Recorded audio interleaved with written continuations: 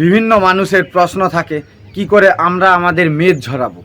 আজ আপনাদের সামনে শেয়ার করব এমন দুটি ব্যায়ামের কথা যার মাধ্যমে কিন্তু আপনি আপনার মেদ ঝরাতে পারবেন এবং কোরকে স্ট্রেংথ করতে পারবেন। প্রতিদিন জাস্ট 5 মিনিট আপনি আপনার শরীরের প্রতি এক্সারসাইজের জন্য সময় দেন এবং আপনি আপনার মেদকে ঝরিয়ে ফেলুন। 2 ব্যায়াম অ্যান্ড 5 মিনিটস। এই ব্যায়ামটার নাম হলো প্ল্যাঙ্ক।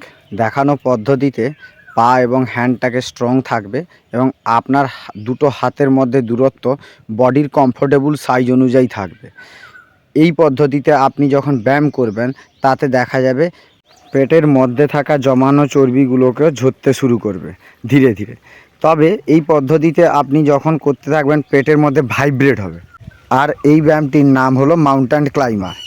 এই ব্যায়ামটি করার ফলেও সেম টু সেমভাবে পেটের মধ্যে আপনার ব্যথা অনুভব হবে এবং চর্বিগুলো ধীরে ধীরে ধীরে ধীরে ঝরতে শুরু করবে।